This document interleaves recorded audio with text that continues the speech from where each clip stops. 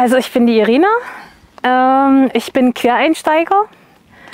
Durch meinen Partner Pierre bin ich zu dieser Landwirtschaft gekommen und bin aber auch schon seit vielen Jahren im Tierschutz engagiert und setze mich halt zum Wohle aller fühlenden Wesen so gut wie es geht ein.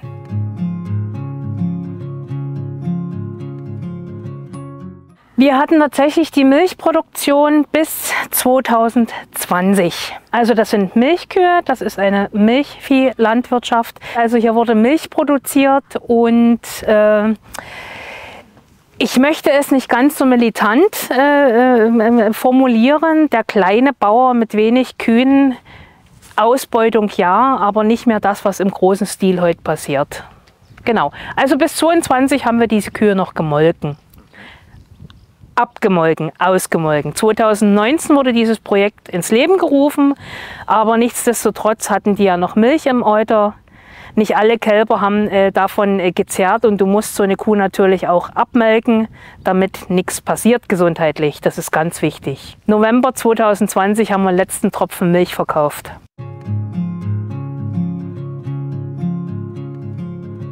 Vorrangig die Milchproduktion. Wir haben Milch an Müllermilch in Lebbersdorf geliefert. Die kamen alle 2 Tage und haben ihre 2500 Liter geholt. Das heißt also, eine Kuh hat im Schnitt täglich 15 Liter Milch gegeben.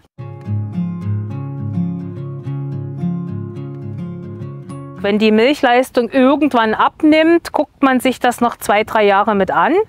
Die älteste Kuh hier im Stall ist immer ungefähr 10 Jahre alt geworden. In der Massenhaltung ist es heutzutage so, dass die nach der 3. Laktation aussortiert werden. Das heißt, eine Kuh bekommt 3-mal in ihrem Leben ein Kalb und dann fängt an, die Milchleistung zu schwächeln und dann werden sie auch spätestens aussortiert. Das Kälbchen ist ja notwendig, damit, wie gesagt, sich die Muttermilch bildet und damit wir überhaupt an die Milch rankommen. Da müssen die ja erstmal gebären. Und nach der 3. Laktation, wie gesagt, sind die heutigen Anlagenkühe eigentlich auch organisch fertig.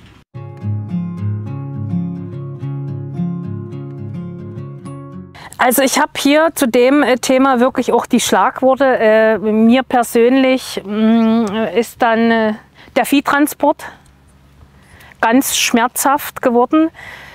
Ich habe das ja vorher, als ich in der Landwirtschaft noch nicht so mit tätig war, überhaupt nicht wahrgenommen oder gesehen, was eigentlich hinter den Kulissen abläuft.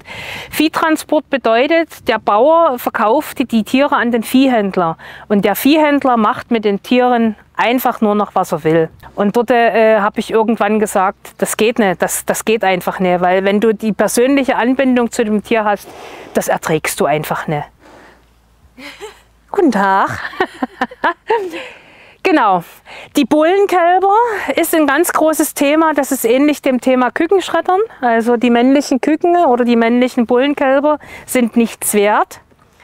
Das hat sich auch in den letzten Jahren eigentlich zugespitzt, wie gesagt. Und vor allen Dingen, wie gesagt, hat man die Tiere einfach nur weggeschmissen. 2018, 19 gab es auch mit den Bullenkälbern so ein riesen Eklat. Da wurden die Bullenkälber wirklich für 10 € verramscht. Die werden teilweise heute in der Anlage auch erschlagen, weil sie niemand braucht. Und das alles nur ein unnötiger Kostenfaktor ist. Ist dann irgendwann die neue Idee der Zwangsbesamung gekommen. Masterrind ist der Zwangsbesamer auf dem Markt.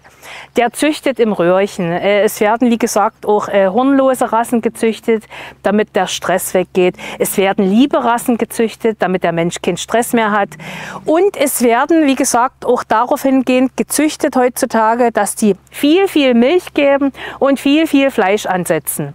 Das kann man alles über die Jahre züchten. Die Kuh wirft nach 9 Monaten ihr Kälbchen aus dem Leib, hat 6 Wochen Zeit, um kurz zu verschnaufen und kriegt schon wieder das nächste Röhrchen hinten rein, zwangsbesamt. Damit die Milch für den Verbraucher am Ende immer im Fluss bleibt, stetig.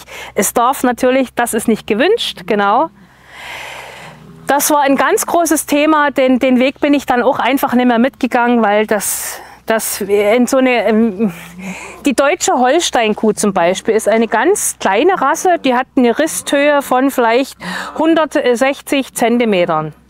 Und dieser Kuh tust du heute per Zwangsbesamung so eine 2-Nutzungsrasse einpflanzen. So eine kleine Kuh presst sich dann so einen riesen Fleischkälbchen raus.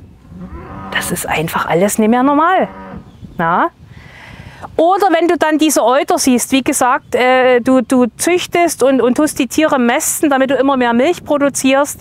Und die Euter werden ja dementsprechend auch immer größer zwischen den Beinen. Ne?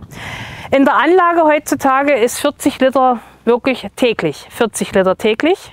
Das wird aber alles wirklich ganz aggressiv gemästet. Mit Überfluss an Mineralien, mit Überfluss an Kraftfutter etc. Wie gesagt, auch die Kühe, wenn die dann so übermästet sind, sind nicht mehr in der Lage, natürlich zu gebären. Die brauchen schon vor der Geburt Calcium, Kaliuminfusionen, damit die überhaupt so einen Geburtsvorgang schaffen, weil der ganze Körper das gar nicht mehr körpereigen produzieren kann, weil die so übermästet und überfüttert sind vorher. Ne? Also das ist völlig ausgehebelt eigentlich. Ne?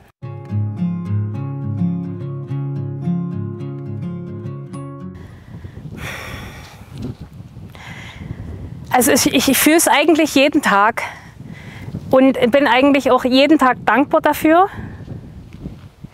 dass wir den Kühen das jetzt alles ersparen dürfen, halt auch wirklich dürfen, weil uns ja auch die Spenden finanziell das Projekt aufrechterhalten. Das ist ganz einfach so.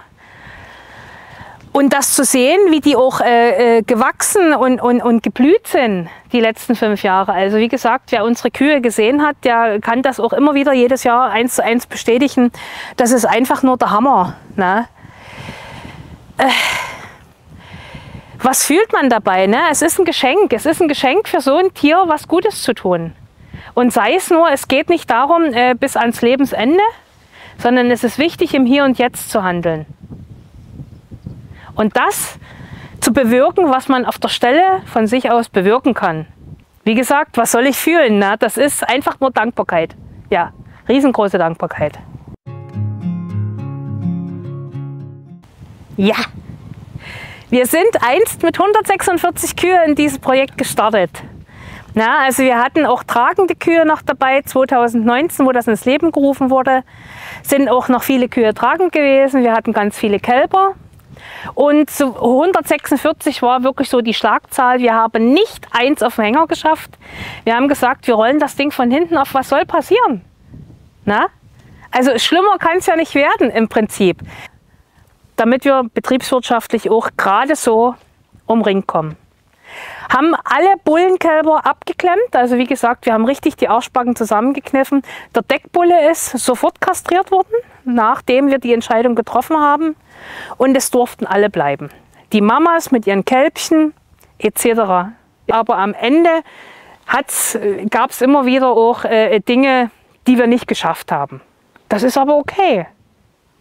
Na? Dafür sind wir aber trotzdem losgegangen. Na? Und das, was ihr jetzt hier seht, ist wirklich eine komplett kerngesunde Truppe, die fett wie die Maden sind, die einfach nur sein dürfen. Wie gesagt, 23 abgeklemmte Ochsen dabei. Das andere sind alles weibliche Kühe. Manche haben noch niemals in ihrem Leben ein Kälbchen geboren. Die von 2019, die sind natürlich auch nicht mehr besamt worden und gar nichts. Ne? Die sind einfach nur rein und unberührt. Genau. Ja, und die dürfen jetzt eben hier sein.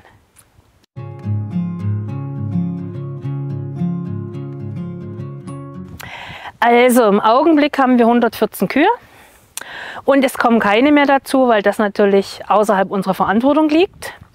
Wir hatten tatsächlich 21 nochmal durch einen ganz herzerwärmenden, traurigen Hilferuf Mutterkühe aufgenommen, 16 Stück, aber nur mit der Maßgabe, dass wir auch einen Spender dazu hatten, der sich bereit erklärt hat, das Ganze finanziell zu unterstützen, damit wir hier in Ruhe arbeiten können. Aber ansonsten haben wir gesagt, wir wollen eigentlich auf 70 reduzieren, aber bei der Bombenmannschaft, wie sie sich jetzt hier verhält, das haben wir noch lange zu tun. Genau, also 114 und wir nehmen nichts auf.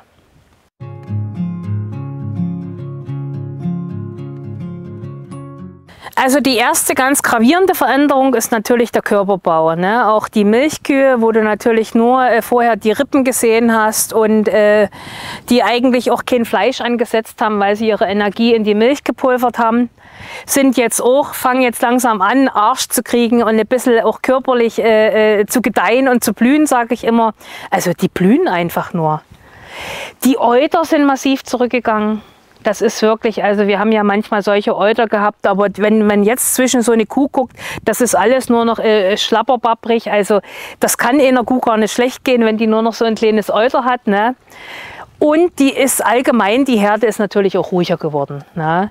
Durch diesen täglichen Eintrieb in den Melkstand, was frühs und abends, also alle 12 Stunden wurde gemolken, ist natürlich auch eine gewisse Zucht und Ordnung dahinter. Die wollen auch gemolken werden, weil das einfach nur Schweine wehtut im Euter. Aber es ist natürlich immer Unruhe, ne? Und jetzt, wie gesagt, sind die eigentlich, guckt es euch an, also, oder hört hin, zufrieden.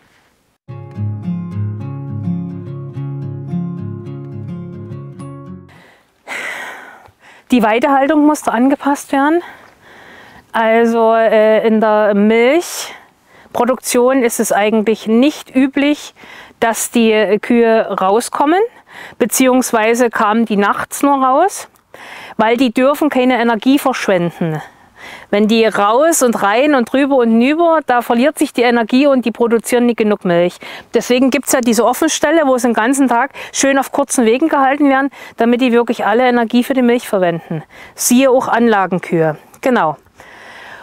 Das ist alles erweitert worden und tatsächlich jetzt den Kühen zur Verfügung gestellt worden. Also das heißt hier mit Koppel bauen etc. Das ist schon auch ein ganz schöner Kraftakt. Bis hinter den Berg hoch hat der Pierre jetzt seine Koppeln gezogen. Wir haben im Stall auch die Liegenfläche vergrößert, sodass wir wirklich jetzt permanent einstreuen im Winter. Das gab bei der Milchproduktion nur die Spaltenhaltung. Also wenn sie pullern und kacken, geht das gleich in die Spalten runter und die haben auch auf den Spalten geschlafen, beziehungsweise in Einbuchtungen, aber es wurde nicht durch Stroh verunreinigt.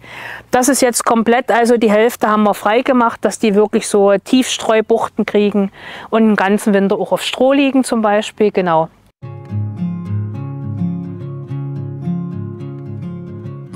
Die steht noch so, aber die ist abgeklemmt, ne? Also der Milchtank ist hier irgendwo vergraben im Hof.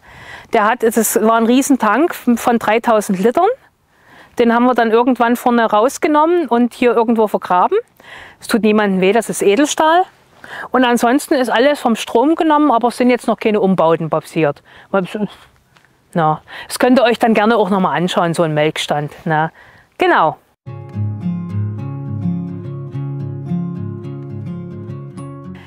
Also wir wurden belächelt, vor allen Dingen auch auf dem Dorf, von den älteren Generationen.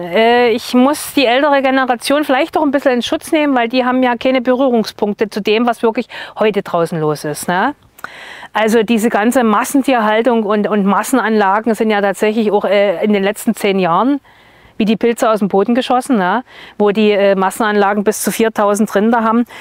Wie gesagt, wir hier im kleinen Dorf vom Umfeld wurden natürlich ein bisschen belächelt. Wir haben aber das große Glück gehabt, wir haben ja ein Einzugsgebiet von jungen Leuten, die kommen Richtung Dresden, Richtung Leipzig. Wir haben uns in Dresden eigentlich dann auch beworben selber, hatten dort natürlich auch die Veganer-Szene, die das wirklich auch begrüßen und mit am Start waren. Und von daher, man hat uns eigentlich so vielleicht 1 Jahr gegeben, aber man sieht da jetzt peu à peu, wie wir trotzdem fleißig und ehrlich arbeiten und uns halten. Also irgendwie, und ich glaube, jetzt werden wir nicht mehr belächelt.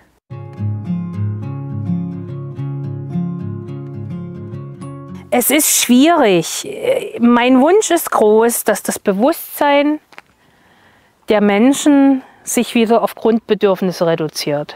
Ganz einfache Grundbedürfnisse, die jeder Mensch und jedes Tier hat. Und uns ist auch gerade durch die Mensch-Tier-Begegnung wichtig, den Menschen mal wieder so ein Tier auch nahe zu bringen. Na, wann hast du das mal, dass du so nah vor einer Kuh stehen kannst? Na?